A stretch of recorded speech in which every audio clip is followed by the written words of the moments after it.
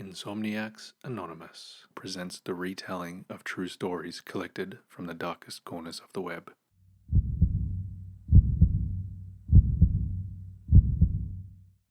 I was out for a walk early one morning in a forest preserve.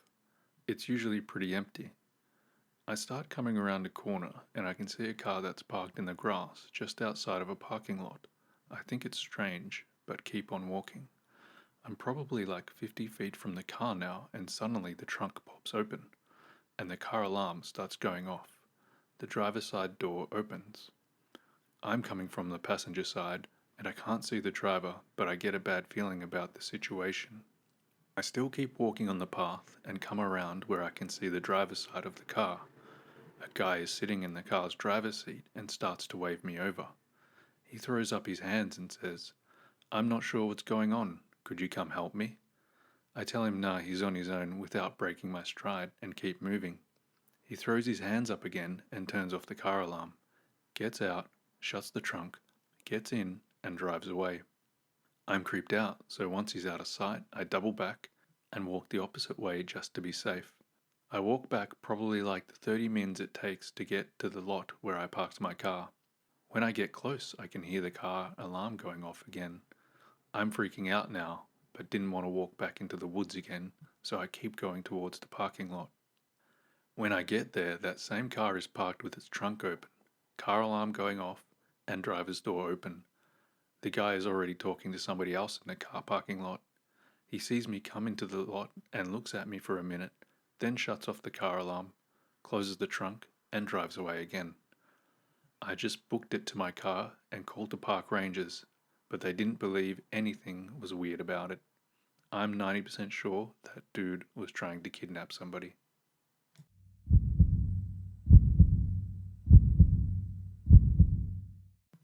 When I was a child, I was running around the house. I think I was home alone. My mum had run next door to the neighbor. My dad was at work. I heard the door open and close. "Mum?" No answer. I heard footsteps downstairs that were too heavy for my mum. I freaked out and decided I needed to hide. I was next to the laundry room, so I ran there and I buried myself in a pile of dirty clothes. The footsteps came up the stairs. I heard the footsteps go down the hallway to my sister's bedroom, then mine, then my parents' room. Then the steps came to the laundry room. I heard heavy breathing. They stood there. It felt like forever. Then they left. I heard the front door open and close again, but I was paralyzed in fear. I stayed there, under the dirty clothes, until my mother came home and called my name. She thought it was all in my head when I told her what happened.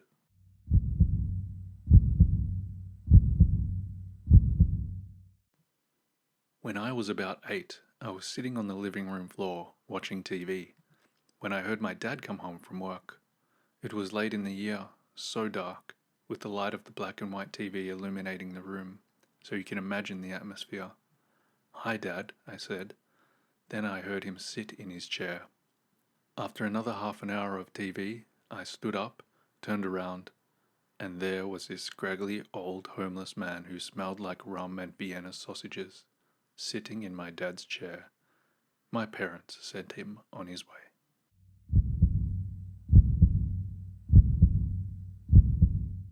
I drove an old SUV back in college. After school I drove home, which is about a 30-minute drive. I was getting dressed at home when the car alarm went off, so I rushed out and discovered the car door open with the radio head unit and all the speakers gone. I was thinking, this guy works fast. I reported it to the police. After a couple of weeks they found the thief and asked me to go to the police station. At the police station, I was asked a few questions, and the officer told me I had to hear something from the thief. When I confronted him, he told me that he was able to get in my car at the car park near my school, and I had unexpectedly arrived, so he dove down and lied flat in the third row. So I was driving home with an unknown passenger all the time. When I arrived home and locked the car, that was the time he removed the items, and when he opened the door to escape, that's when the alarm triggered.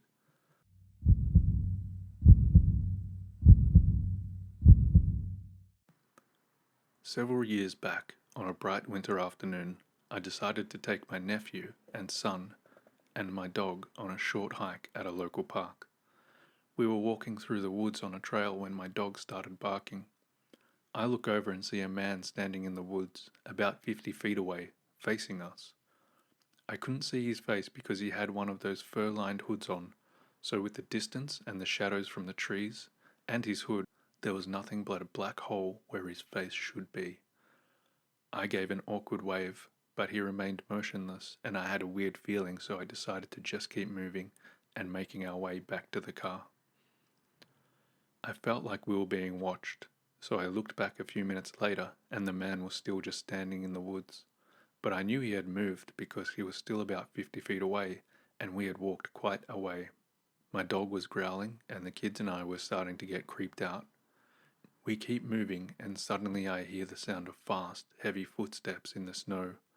I look back again, and this time I caught the guy running in our direction, but he stopped as soon as I saw him, and went back to just staring motionless from afar, now closer than he was before.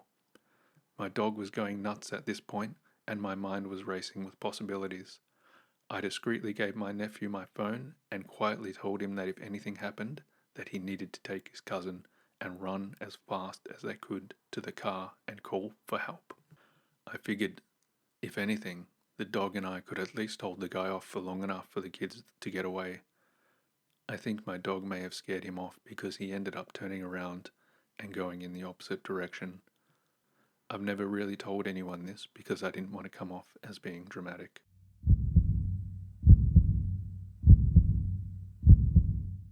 My great-grandmother was in a nursing home after losing her mind. One day she started freaking out, screaming that he shot himself, there's blood everywhere, etc. For half an hour or so they called my great-aunt to tell her that my mum was having an episode, and they were adjusting her medication. Later, we found out that my uncle had shot himself earlier in the day during a fight with his girlfriend.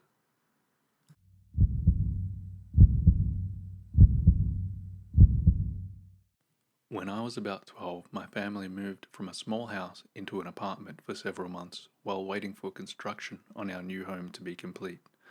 It was a huge apartment complex, but at the end of a long, dead-end road, and it bordered a large, swampy marsh area. Early one morning before school, I went outside to collect leaves from the marsh for a science project. I didn't actually go into the marsh, and I was never out of sight of my building. But suddenly, I felt like I was being watched. I started walking back to my apartment. There was one building between me and my building, though I could still see my building. I saw a man walking the same direction as me, but at the opposite end of this long building, and he was looking in my direction. So instead of continuing to my building, I went in the door at the end of the building closest to me. There was a hallway that passed through, but I stood in the hallway for a long time before going to the other side. The man was standing at the corner watching for me, like he already knew I didn't live there. He laughed when he saw me come out as I started for my building.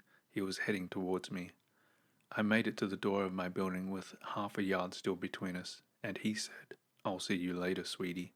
Stepmom and Dad insisted I was imagining it. My dad was a police officer in the city though, and when I was older and could ride along with him, he would talk about how awful these apartments were and how many registered sex offenders lived there and how much he hated going there. He still denied my story ever happened.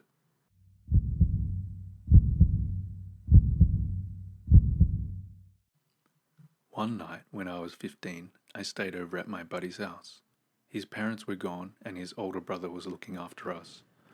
When we went to bed, the house was quiet and dark. I could barely see the bedroom door open slightly. I assumed it was my buddy's brother checking in on us, but then I realized that this person was wearing glasses and my friend's brother did not. There was no one else in the house and I could not figure out who this person was. I was frozen in fear, staring at this figure looking in on us when my buddy, who was in another bed on the other side of the room, started screaming at the top of his lungs. I had never heard a more terrifying sound and my heart just dropped out of my chest. The person looking at us quickly backed out of the door and closed it quietly. A few seconds later we saw a light come in the hallway and my friend's brother flew open the door asking what was wrong. We both started yelling that someone was in the house.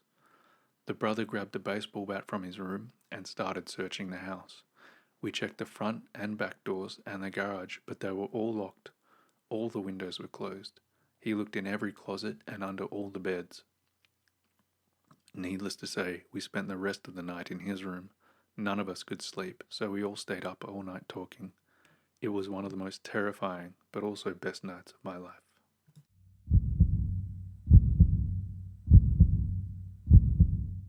When I was in college, in a not great area, I lived in a building where you had to briefly go outside after parking in the garage to access the locked door to get to the stairwell. There were 2 stairwells, one on either side of a quite long garage. The garage had one metal mesh door that lifted so you could drive in, but it was totally see-through. One night I'm getting home late and grabbing my crap out of my car, and I turn to see this massive dude, like 6'6" or 6'7", in a hat and a trench coat, standing right up against the mesh garage door, dead center, and staring straight at me. I'm in the garage, he is outside, but he is directly in the path to the locked stairwell. I don't want to show fear, so I take my time assembling all my stuff and several minutes later turn around, but he has not moved. He is still silently staring. I walked over to a bank of mailboxes which is out of his line of sight to form a plan. I wait another few minutes and can hear him breathing. Then I got my key ready and took off running to the other end of the garage to get to the other locked stairwell on that side. I just about shit myself when I heard heavy footsteps come pounding around to that side of the building to the stairwell I was aiming for. Thank heavens I was able to unlock the door quickly, bust in and slam it behind me. I never saw him again, but it was clear he figured out my plan and knew where the other stairwell was. I still get chills to this day when I think about what could have happened.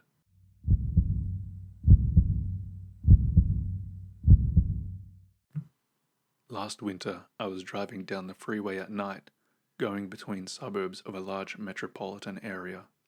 There were plenty of cars around, but it was about midnight and it had been snowing. I saw a car pulled over to the shoulder of the freeway with a guy standing next to it, clearly in need of some assistance.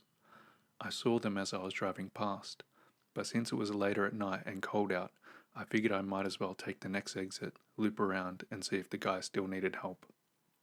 I get there, and it's a middle-aged working-class type of guy standing outside his pickup. He is wearing blue overalls, he's slender, slightly balding, and puts off what I can only describe as a weird vibe.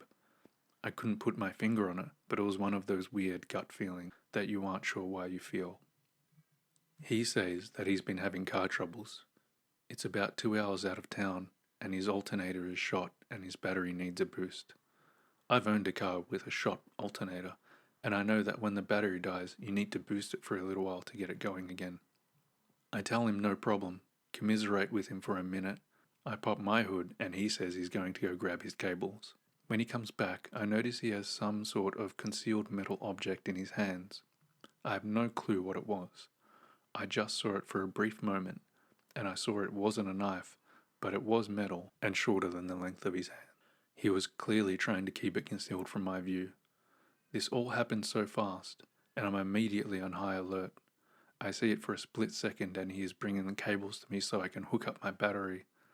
I instantly take a step back to put some distance between us, and I tell him that he can hook up the battery and I'll wait in the car, all while getting ready to block an attack if he were to lunge at me. He doesn't. He starts connecting the cables to my battery and I'm sitting in my car. I start to wonder if I was imagining things as he connects the battery, and we both wait for the battery to charge. Maybe it was just something that was bundled with the cables in his hand. Maybe I misread the situation. After a few minutes, he goes to start his car, shouts that it isn't working, and then he walks back and waits in front of my car. After a few minutes of waiting, he puts his head back under the hood of my car to fiddle with the cables. All the while, I'm of course watching him intently to make sure he doesn't come to the car window, because I was still spooked. He shouts some things about how it isn't working and asks me to come out to take a look. I open my window a bit and casually tell him not to worry and that it's probably just going to take some time. Luckily, I can just barely see my battery in the dark through the gap under the popped hood of my car, directly in front of me. I see him fiddle with the cables and then hear him shout again that it isn't working and for me to come out. Then I see him slip out the metal object I had seen earlier and see him touch it to my battery terminal and sparks shoot out from where he touched it. He starts yelling and jumps back as I immediately jump out of my car and tell him that something came up and I need to go now. I honestly don't remember much of what he was saying as I cut him off or exactly what I said, but I needed to get the fuck out of there without taking my eyes off him for even a second. I don't even remember how the cables came off my battery. Did I pull them? Were they already off? But I slammed the hood shut, jumped in my car, and drove off. I still have no idea what his plan was, no clue what he was trying to do, or what on earth he was trying to make happen, but I do know for a fact what I saw him do was not what he was telling me he was doing. As I left him there and drove off, I was practically pinching myself trying to make heads or tails of what happened, and I cannot stress this enough, that the guy just gave off the weirdest vibes, like the hills have eyes kind of weird vibes. Maybe he was just planning on trying to short my battery so I was stuck there. Still to this day I wonder if I had encountered some sort of mass murderer, who knows. But either way, it was weird. It spooked me, and I noped all the hell away from that dude as fast as humanly possible. I still wish that I'd gotten a license plate or something to give to the cops, but in that moment the only thing that was going through my mind was to remove myself from the situation as fast as humanly possible.